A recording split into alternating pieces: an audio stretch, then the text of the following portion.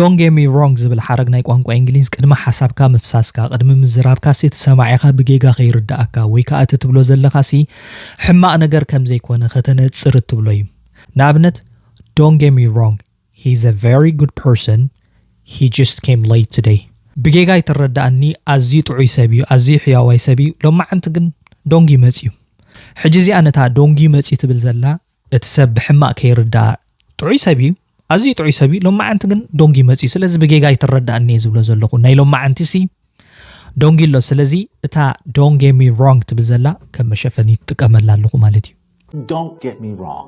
Don't get me wrong. Don't get me wrong. Don't get me wrong. Don't get me wrong. Don't get me wrong. Don't get me wrong.